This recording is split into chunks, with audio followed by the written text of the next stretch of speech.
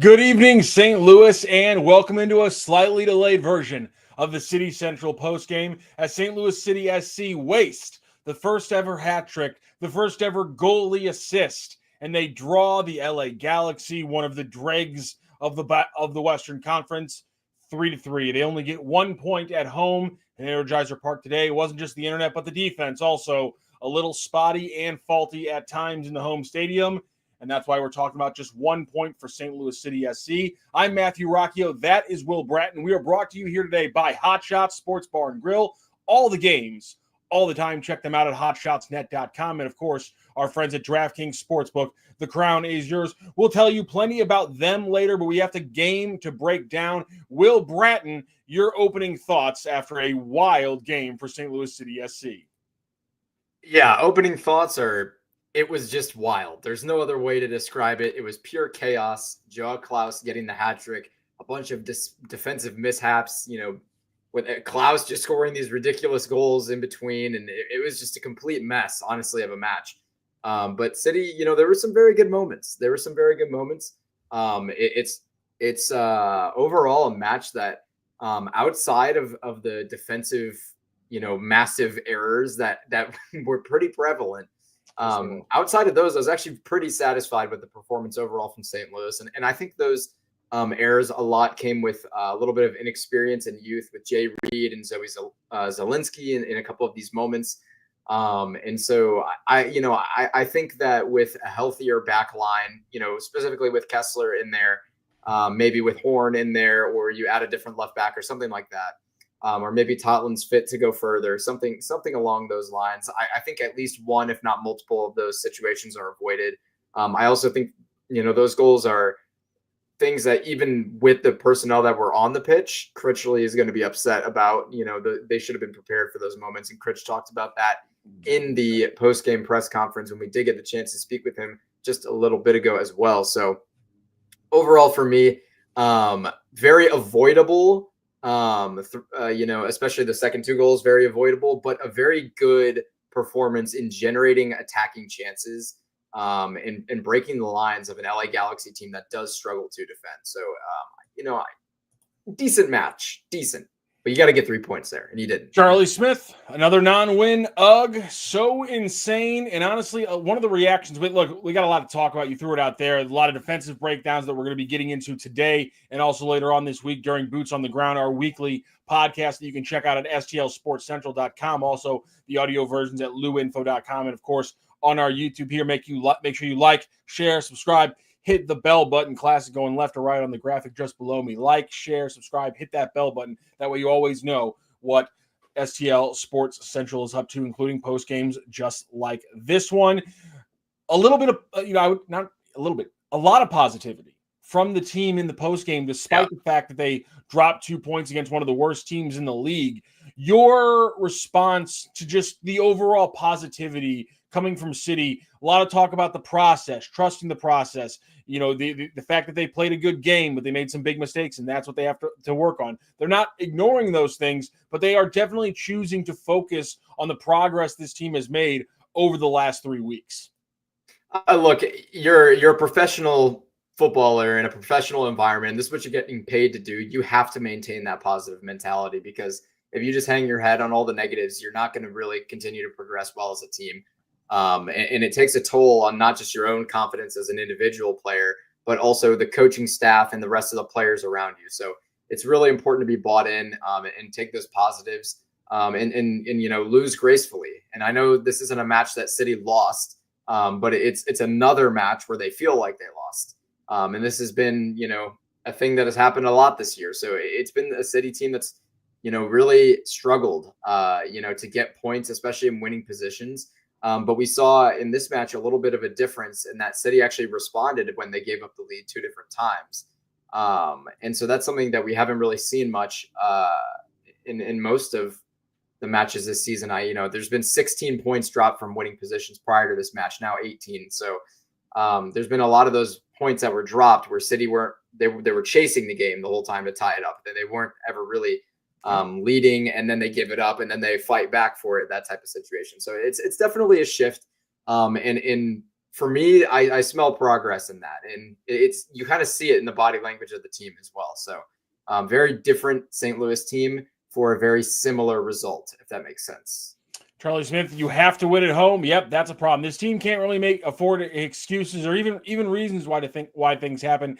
They simply have to get results, and results at this point is not getting 1 point from the bottom of the conference. It's getting 3, and so I think I was a little surprised because David Critchley said that the team was really beating themselves up inside the locker room, and then we got a fairly up-group trio of players. Celio Pompeu was fairly critical of this team and their lack of ability to finish at times, and not necessarily in the finishing way of scoring goals. They obviously did that, but in just finishing games and finishing moments. And I think that's a completely fair criticism from Celio Pompeu. At the same time, just, David Critchley pointed out that it's just a mistake playing the ball 40 yards deep on the final goal. It's a bad play overall. Inside of it, it's a play that in other context and in a different situation, it's what they want to do in that moment. Like you said, they're trying to, bait the defense a little bit and then go over the top. But it's in the vacuum. That was a mistake. It was too far of a pass. Reed's in a bad situation. Same thing with the second goal. They turn it over at midfield. They're outnumbered. No one has any chance to cover all the runners. And then there you have the first goal, and then the second goal, and then the second one is just the second goal, excuse me, and that first goal. I asked Chris about it. They were just going back and forth. That left side, they were picking it apart. They're finding ways to get runners, and Chris talked about how difficult it is because they got Marco Royce. They obviously have Payne Sill, Peck, and of course, Nascimento had a fine game. So it's just the mistakes are inexcusable to a point. But at the same time, I didn't see massive mistakes from somebody like Kyle Hebert or Baumgartel. Jay Reed didn't have a great game. But, other than tripping down and falling all over himself, I'd argue he had some more egregious mistakes in the last match against Portland that we broke down. We looked at how many times he failed to get out of those press moments. Yeah, I completely agree. I don't think Reed had an abysmal performance at all, but, a couple of costly mistakes is all it takes to completely overshadow all of the other work that you've done. I think Reed actually had a pretty strong match in contributing in the middle and attacking thirds. Obviously he has a really tough assignment when you're dealing with Joseph Painstill. That's a really, really tough assignment. And Gabriel Peck and Marco Royce, this whole attacking group for the LA Galaxy is very tough to handle. So, to his credit, there were some moments where, he was playing great defense, but like I said, when you have a couple of really bad moments, it tends to overshadow the better ones. And that's kind of the situation for Jay Reed here. And I agree. I think the overall performance was maybe a little better than the Portland performance. They're a little different, but you need to be able to pick up a guy like Jay Reed in a situation like this. Young player, not a ton of minutes in MLS. And I'm not gonna harp on a guy tripping over his own feet. Yeah, that happens. It was look, Reed fell down. That's what hurt the team. That almost cost the team. But really, you're going to judge a guy because he tripped over in that moment? That's going to be a moment where you say that's clearly indicative of that guy's talent level. Right. Nah, it's just not. That's ridiculous. But people are going to focus on a goal. Absolutely. By the way, let's not say it didn't matter, but it doesn't necessarily matter in the grand scheme of is he a serviceable player. Or should he be in the game at that moment? It's just he was put in a bad situation by his teammates, and he made it worse as well. It's not even an excuse. It's just that's what happened. It was a bad play, but using it to take anything away on what kind of player Jay Reed is would be ridiculous. And again, do you want to blame Baumgartel for getting completely just sauced by Marco Royce? That's completely your call. For me, that's a world-class player whose one big knock is that he can't move at all. And in that moment, he got a one-on-one, didn't have to move very much, still was able to make a pretty sweet play. And then the only reason Jay Reed and everyone's completely out of position is because they're turning the ball over at midfield on the right side of the field. And so it's hard for me to completely put that on players who are out of position because the ball shouldn't be getting turned over at midfield. And my bigger part and takeaway from this game is that they're not a very good defensive team when they only have 4 in the back. And I think again, there's a lot of things from the players today. Go read Will's Twitter, go read my Twitter, go read anybody's Twitter who was tweeting from the post game, and you will see it over and over again from Celio, from Klauss, and from Hartle, talking about how this offense was being held back by the previous coaching staff and the previous offensive system, and that's both Valentic and Melberg's issue. But I think it's also clear that it reinforces some comments we heard when Melberg was fired, where he was making decisions to try to win games. And it's clear to me that this team can either be plus in defense or plus in offense, but they do not have the talent level to be plus at both. And that falls on Diego and Lutz, or at least they don't have the talent level when they also don't have Kessler and Leuven in the game. So I'll change that. 100% healthy, they might have the talent level on this roster to be above average both on offense and defense and in all three phases of the game. But they do not have enough depth to consistently play like that if anybody is hurt, and that's a problem with the roster. Let me ask you this, Rock. How different do you think this match is and the conversation is that we're having right now if Giannis Horn was in the match instead of Jaden Reed? I mean, I think that's a fair question. Giannis Horn is a very talented left back. At the same time, he's also dealing with a muscle injury, and the one thing that Reed has on him is just pure speed. And when you're going against a guy like Painstill and Peck throughout the game, that's going to be an important part. Now, they didn't switch them all. It was pretty much Peck the entire game. So does Horn have a better game in that situation? Just on spec on these guys as defenders, yes, I think you'd probably say that Horn has a better game. But do you then get the push and pull that opens up things on the offense? That's a big thing that Critch was talking about in the postgame. When you ask him the question, you got a lot of, him pointing out that, there's things happening, 4 or 5 players down the line on the other side of the field that are affecting the gravity of every other player that we're talking about. And so the question is Jay Reed affecting the gravity offensively enough to make up for maybe a slightly better one-on-one defensive player in Giannis Horn? That's something we're going to have to go back and look at. I would argue when you have that good of an offensive game, that's part of it, yes. Yeah, no, I think that's a fair assessment. And then I have one more thing that I want to bring up a little bit here. We've talked a lot in the past about being efficient with finishing, and this team has really struggled with finishing. And in this whole deal of underperforming the XG, and the XGOT is very poor, and those types of things. So I kind of want to just take a look at some of these numbers. So in this match, on Joao Klauss's 3 goals, let's go to the very start. We'll start with Simon Betcher's chance in the 3rd minute, because this is the point I'm going to get at here. Simon Betcher had a 0.6 XG opportunity, to which his XGOT was 0.49, which means that the shot that he put on frame was a lower XG, like a lower percentage chance to score than it was before it left his foot. Just knowing that he was going to shoot from there, he had a higher percent chance to score than knowing where the shot was going to go. And the reason that matters is because it means he's basically he's wasting, in quotes, that opportunity. Now, I'm not going to say he necessarily wasted that one, because 0.49 XGOT is still pretty good. And that's been Bescher's the whole season. Almost every attempt you look at with Simon Bescher, and where the XGOT is, he's losing quality where he's putting the ball in the shot. Right. And this has been a criticism of Klauss too. But in this match, things were different. And Simon Betcher's second chance in the 7th minute, he had a 0.46 XG chance, which resulted in a 0.38 XGOT, another save. So 47% chance drops to 38%. Right. Exactly. And then we're looking at Klauss's opportunities where he scored. His first one was actually a lower XGOT. So it was a 0.43 XG chance, and he megged Mitrovic, which is why it was a 0.31 XGOT, because it wasn't a great shot, but the placement just happened to be perfect enough to get the meg. So the number is a little deceiving. I don't like that. I don't like that. It's 2 syllables. Say the whole damn word. What are we doing here? What are you talking about? It's the word is nutmeg. Oh, okay. You called a meg again. I'm coming through the screen. We're talking about. Then Klauss's second goal in the 47th minute. As this is where things get fun, by the way, and this is kind of why I'm bringing this up. 0.14 XG, 14% chance that he would score this goal. And keep in mind, his first touch on this was pretty bad, and he talked about this in post-match too. And that's why he made this very much harder on himself than it needed to be. but his XG 0.14, XGOT 0.68. So yeah, that's that insane. It's an massive insane jump. placement.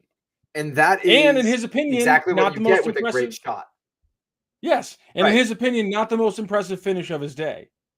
Exactly. And the most impressive one, 90th minute +4, a 0.02 XG. Chance. 2% chance that a goal scorer, an average goal scorer, is going to score from that position on the pitch.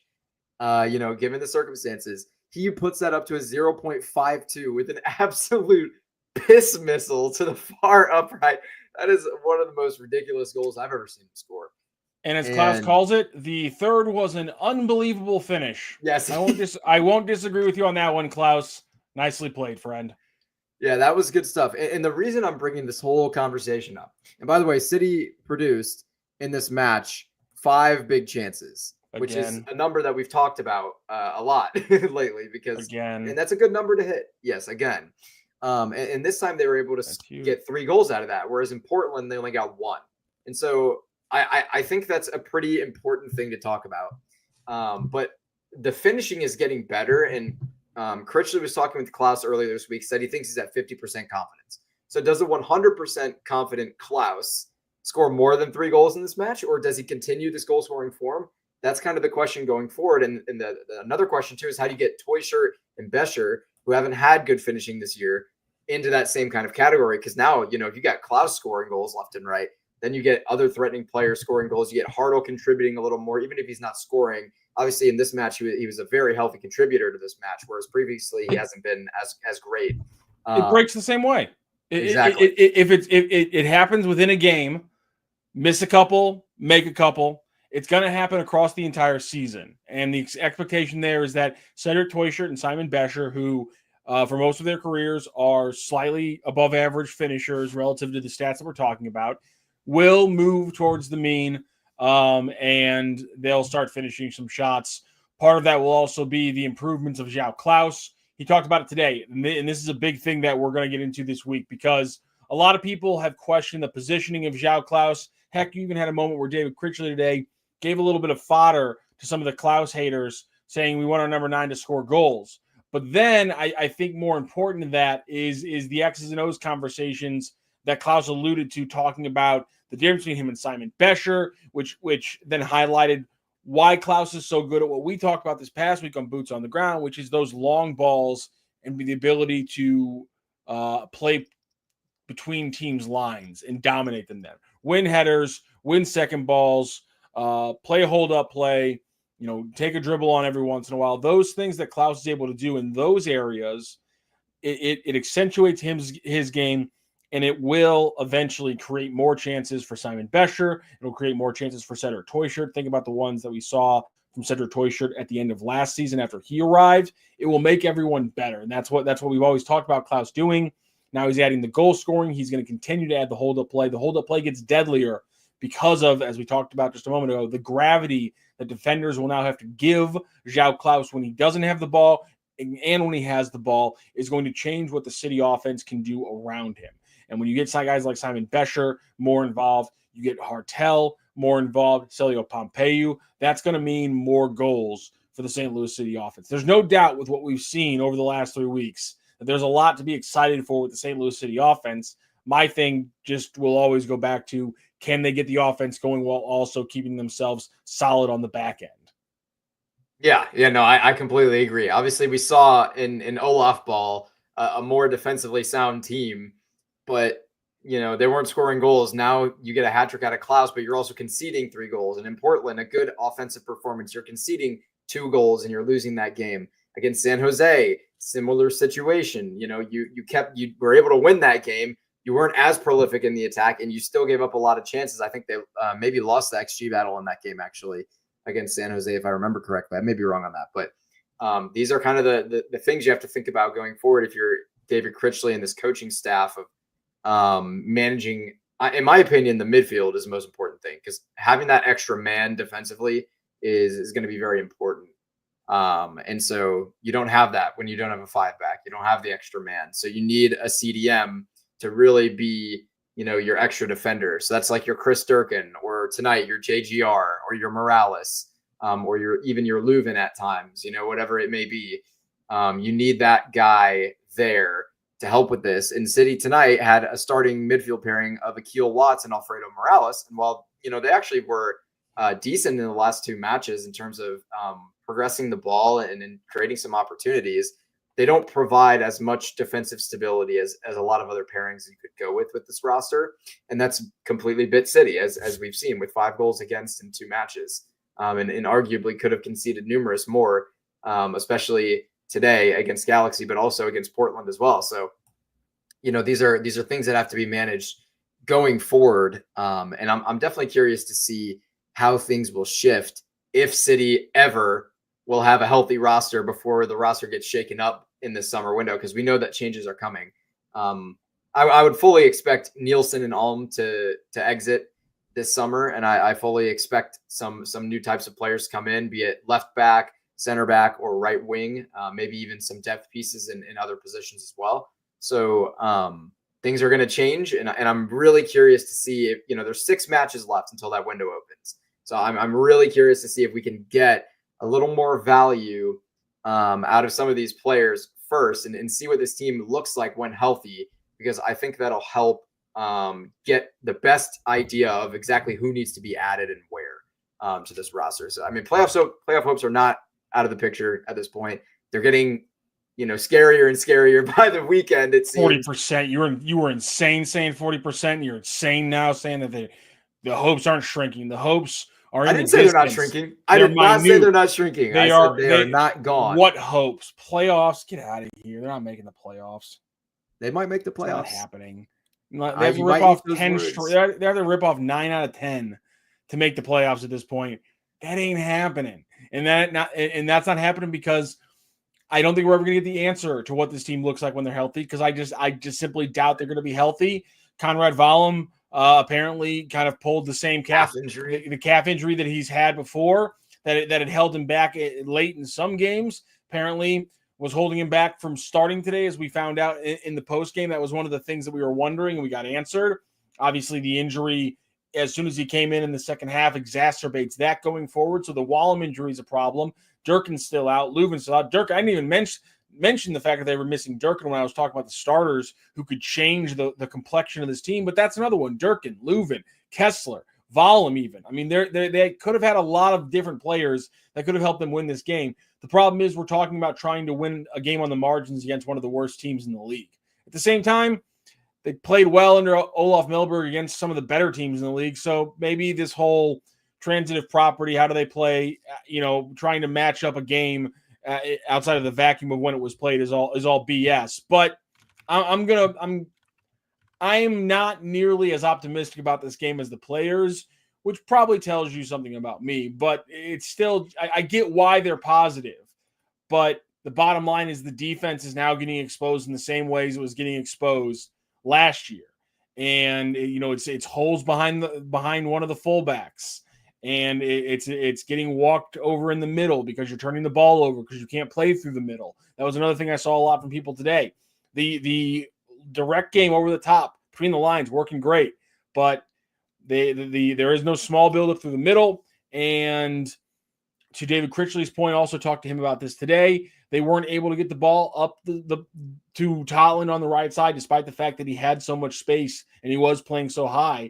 They need to get the ball to him. They need to get him more cross chances, and that wasn't there today again as well. So I understand the positivity from the players, but it's hard. It's hard to walk away positive from a game where you're not getting all 3 points, and you had to get all 3 points, and you failed. That's the bottom line. You failed.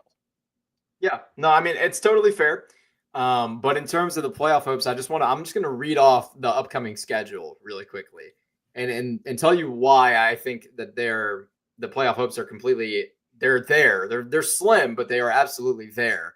Coming up next match is June 25th against Orlando City. That's probably the hardest match City have coming up in the near future. And that's at home though. So against an Eastern Conference opponent that's doing pretty well, Orlando, sitting in the 8th spot, so in a wild card position right now. Probably could be higher, though. They're a pretty solid team. Then you go on the road against Houston, who are not in a playoff spot in the West. They've not been in good form. They're not very even good at home. I think most of their wins are on the road. 2-2 tie. Then then after that you go on the road again to Real Salt Lake, who's also very low in the standings. They're sitting, let's see, 2 points above St. Louis. Or no, 1-1 it's the tie. same points as St. Louis right now. But they actually have scored less goals too. Right, and they've been a very terrible team. And by the way, they're the only team in the league that LA Galaxy have beaten this year. Until they string together 3 or 4 wins, I just don't know if I care about what the schedule is, because it's just I understand, but I'm going to tell you exactly how they can string together those wins. Then after that, Sunday Night Soccer at home against Portland on July 13th. That could be a favorable matchup against a team that you deserved more against on the road just a week ago. Then you play Dallas on the road, and Dallas are not very good right now. Dallas are sitting 11th out of a playoff spot. Then after that, you play Minnesota at home, and that's a tough match. Obviously, we know that's a tough match, but it's a match that you got to win the tough matches sometimes. And then if you manage to string those games together, unbelievable, all of those, then you go and play Aston Villa in a friendly. Unbelievable. This is ridiculous. This is beyond. You can't be. I'm telling you. They're not. All of the matches left, City have. How you have any positivity that they could actually do that is beyond me. 4, 5. They're not going to be healthy. They're I not think going to they win have all those games. There's no like way. 8 matches against teams in playoff spots, and like 4 of those 8 are in wild card spots. I'm just saying the schedule is favorable. That is all I'm saying. They have 15 points in 18 games. Yeah, well, yeah, no, there's no denying those facts. I'm just saying. We're talking about them having to play. 2 games ago, they needed to play top 4 level soccer the rest of the year. Now we're talking about they have to pace out essentially where maybe even better than what Philadelphia, Vancouver, and Cincinnati have been at this year, which isn't going to happen. They're going to need, so let's say at the worst case scenario, 7 or 8 more wins. There's no way they have to win 15 more games. Just 12 more games. They have to win 12 more games. Exactly. They have to win roughly 10 or 11 games. And unless everyone just coalesces into this congealed mess of crap in the middle, they have to win 10 or 11 games. That's what happens. If you watch MLS, that happens every single year. You're right. You're right about that. But they need 9 or 10 wins. They're going to need essentially like San Diego, Minnesota, Miami's going to have to, because they're going to have to need some teams to pull away just because the schedule balance means teams have to win and lose. So it's like a couple teams are going to have to pull away so that a bunch of teams in the middle pick up L's and don't pick up any points. I'm losing any kind of positivity about them being a playoff team. And that's why, you know what? Let's throw out any kind of positivity about them being a playoff team. And we saw some good things from some solid players who are still under contract. Potentially, maybe you're picking up that bonus for Klauss. Maybe Makai Joyner gets back from the U19 duty and we see him play, and that's something to hang your hat on. I'm essentially like Cardinals in February at this point. Yeah, right. I just want to see young players and figure out who we're trading. Yes, yeah. The summer window is going to be the most important component of this whole season, in my opinion, because like you said, the playoff hopes are so incredibly slim. They're obviously there, but they're so very slim that the most important thing is what this team's going to look like in 2026. Can they stay healthy? Those types of things. Who are they going to sign? And I've got so much insight on what I think they're going to do. I can't believe the Klauss. I can't believe the Klauss option's actually going to be a thing now. Yeah, I know. It was 100%. They're going to deny it. We're going to move on. Or this is the fact that that's now in the cards again is kind of insane going forward. And if he finishes, he's not going to finish like that, obviously. But if he finishes the season with double-digit goals, is everyone still hammering the table for a clinical number 9 goal scorer, which wasn't going to happen in the first place? But in my opinion, what should happen is if he reaches double-digit goals, which he probably will, he's 3 away in all competitions. And he'll probably do it in just an MLS goals by the end of the year, too, whether City make the playoffs or not. Even if they fall to last place, he'll probably still finish with 10 goals because that hat trick helps a lot. And so the question is, do you activate his DP contract option? And the answer to that is no. You need to offer him a TAM contract, and you could even potentially offer him a slight pay raise if he really does perform great this year, because his salary is so low for a DP salary. Yeah. You can give him a TAM deal that's still like $300,000 higher than what he's getting paid now, and it wouldn't make him a DP. So you decline his contract no matter what. The question is, what do you offer him after that? Yeah, what do you do from there? Yeah, right. I love the way he plays. He acknowledged today they're playing him more in that 10-9 role. I know, again, there are a lot of people out there who hate that that's how their number 9 plays, but I love the way he plays. Part of it's the fact that he fits perfectly to a pressing team, and I know some people are out on Lutz. Part of the reasons I don't want to see Lutz go anywhere is because the only kind of soccer I ever want to see a team that I have to watch every game play is a pressing style. And so I want to keep rolling with it. The fact that they have a striker who plays that style, accentuates that style, makes that style work and tick. It's one of the few ways it makes this team consistently fun. That obviously wasn't true for the first half of this schedule of this season, but it looks like it might be true for the second half. And maybe they'll give me a reason to be a little bit more positive, but I have a feeling it's going to be like a solid 10th, 11th place finish. Yeah, it's very possible. Just saying, 10th is one spot out of the wild cards. Just saying. Yeah, but how much is that going to matter? My answer is, why am I so negative? What do you mean, why am I so negative? Look at the draw 3-3 with Galaxy. Not a win, that's a draw with one of the worst teams in the league. Why am I negative? That's why. I think it's pretty clear why I'm negative. Like, come on. Like, I have a lot of reasons to be positive. The team showed you. It's much more important that Pompeu, Berkey, or Pompeu, Hartl, and Berkey, Klauss and Berkey, Klauss and Hartl. Sorry. It's more important that the players are positive. And maybe it's weird that now I'm taking the chance to be negative, but it's just, I'm starting to wonder simply if this team can play a complete game for 90 minutes. That's my big thing. And it might be different if everyone's healthy, but are we going to see Kessler, Durkin, Leuven all healthy at the same time with Totland and Baumgartel and everyone else? And what's the team? And are they going to change any players? Excuse me. Are they going to change any players in the summer? Is there a different left back in the equation? Is there a different attacker on the right side in the equation other than Seti and Bescher? That would certainly change what's happening here. But with what I'm working with right now, I don't know if they can beat playoff level teams, playoff quality teams with their healthy 11, because I haven't seen it. And I know they can't do it with the group they have right now consistently by playing both good offense and defense. And so therefore, I lack the confidence. And that is fair.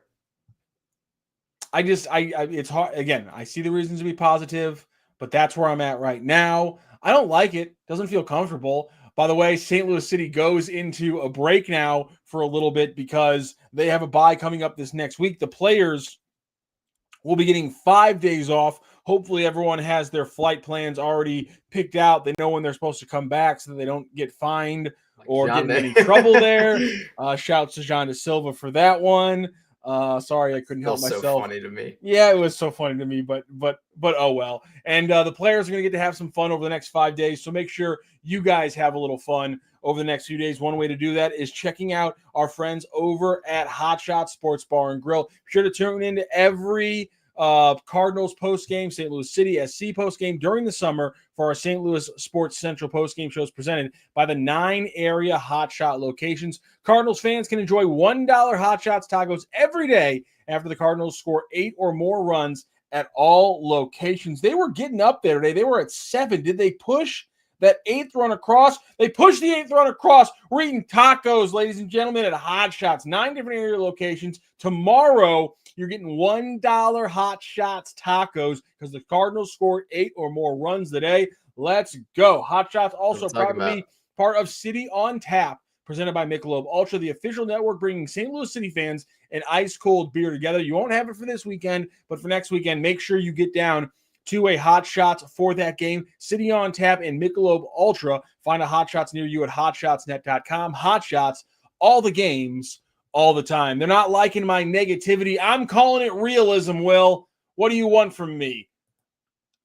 I can't always be sunshine and lollipops, people. Sometimes I gotta let the realism and the cynicism. Are you ever bleed sunshine through. and lollipops? I'm always positive. What are you talking about? No. I got tore apart for the first 12 weeks of this season for trying to find positivities in the muck. And I finally decided to take a realistic, cynical turn, and now I'm the bad guy. Doesn't feel good is all I'm saying. I don't like the feeling. That's all I'm saying, Will. Jesus. That's fair. All right. Fair. Any thoughts about this week? Obviously, we're again going into the bye week, so a lot of room here. We're hopefully looking at this team being healthier. Hopefully, all these questions will be answered about what this team actually looks like when they're healthy. Any other thoughts going into the bye week, Will?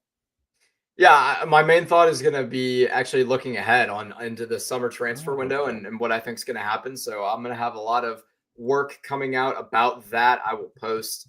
Obviously, if you haven't checked out my article about Lutz's shopping cart, definitely give that one a look on stlsportscentral.com.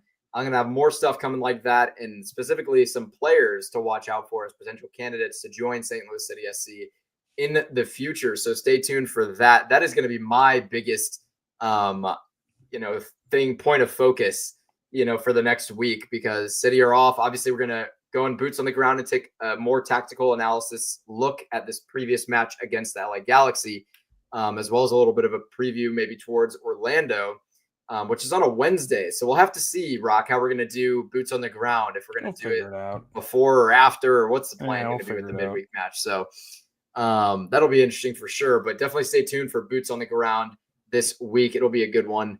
And hopefully we'll get a little bit of a segment going on some potential player profiles that I'll give me a little morsel, a little amuse bouche. You already talked about positions, a little right wing, a little winger action, a little left back action. Give me something to float some names into the air. Give me something to put in the Google box. Give the fans something to slake their thirst, as they now have to go a week without a game. I mean, come on. And now they're going off a draw. People are going to be just chinsing for something City related. Give them something. All right. This is early insider access to my brain. Go. You can only get this here on City Central. This is going to be nowhere else, because I'm not going to post any of this information. STL Sports Central. It's over there on it's over there on the website. Yes, that's where you'll get the full information later, but I'll give you a little sneak peek. Here's a couple of names to throw at you. Fernando Alvarez with Montreal. I like that. Potential U22 center back, left-footed LCB signing. They need to sign those spots up. Use them. Here's another one. Max Finkgraf over at FC Köln. A German. Of course. Very German. Got to be looking at Germans. Obviously, They're just being smart, playing the odds. Absolutely. Those should we go with third? I feel like I shouldn't give three away Everything at once. Threes, William. You got to learn that about things. Everything works in threes. Okay. I'll give one more. We'll go. Should I give away my favorite ones? No, hold back the favorite. I'll save one of my favorite ones. We'll go with a winger this time. Jorge Ruvalcaba of Pumas. 23-year-old Mexican-American winger. Right winger. Ruvalcaba. Those are the three names. Winger. Okay, yeah. What team is this? Jorge?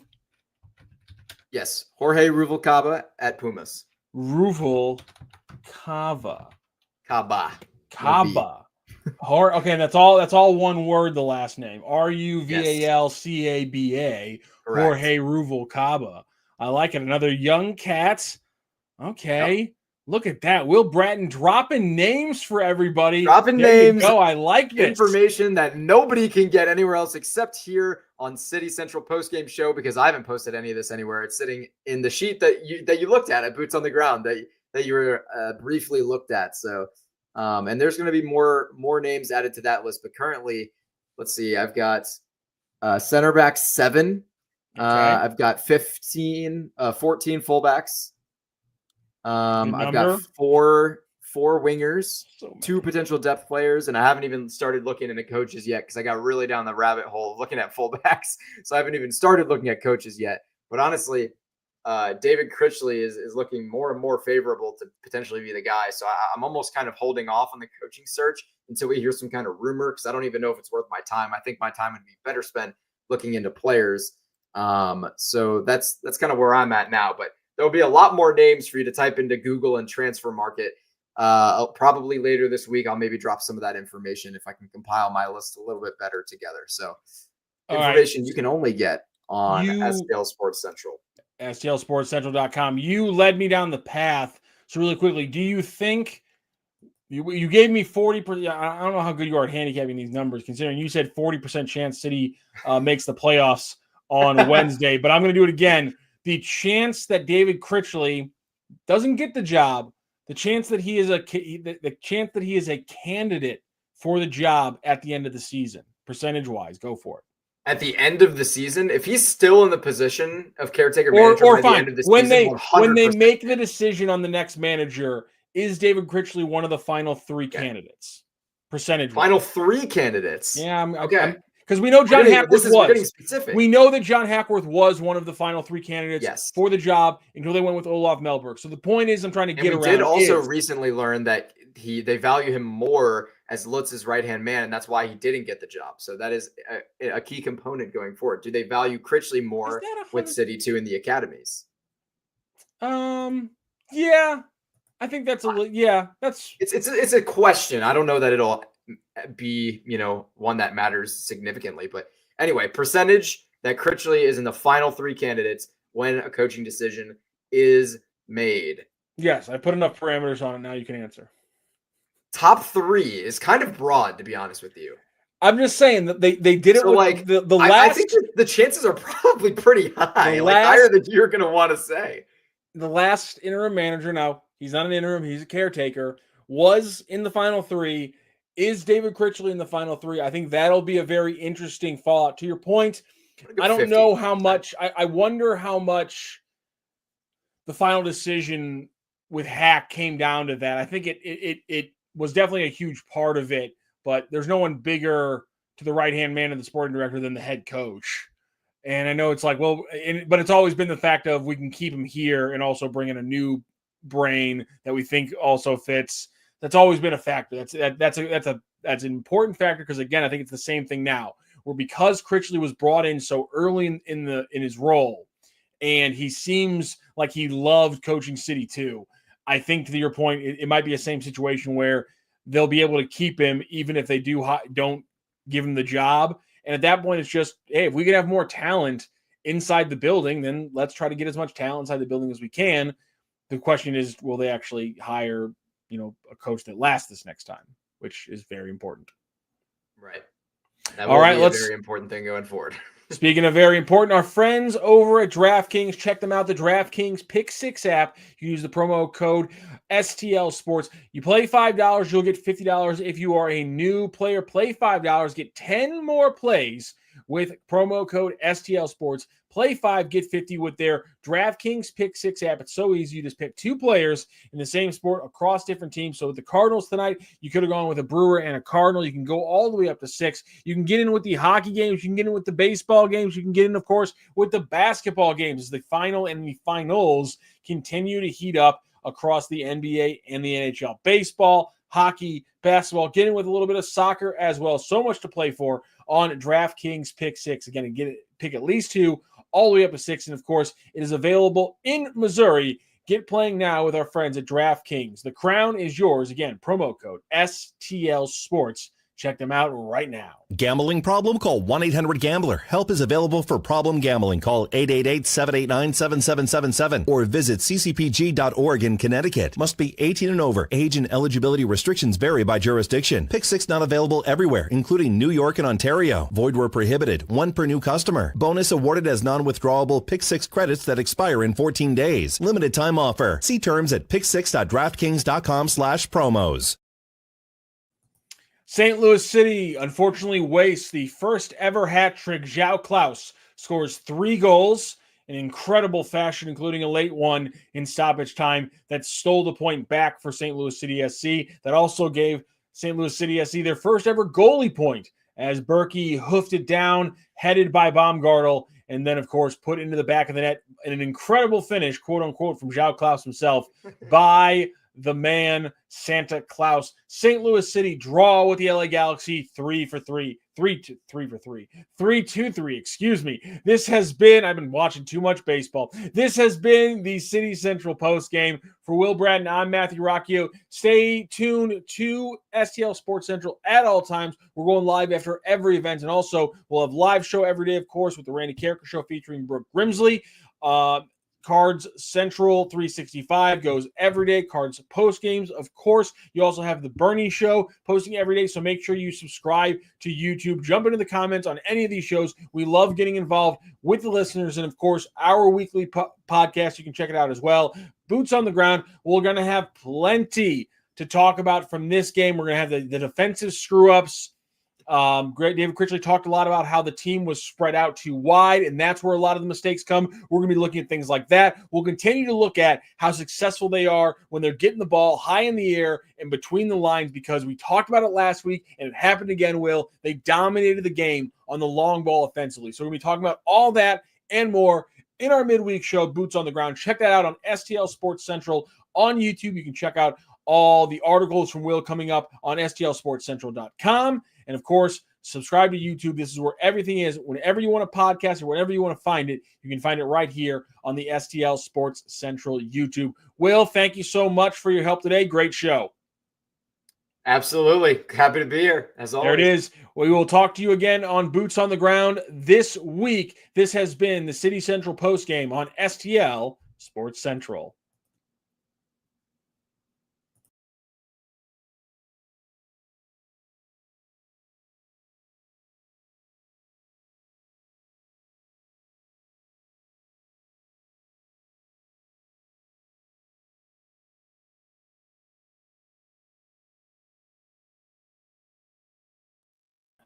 All right, I'm going to go eat dinner. Peace out. All right. See you, brother. Oh, jeez.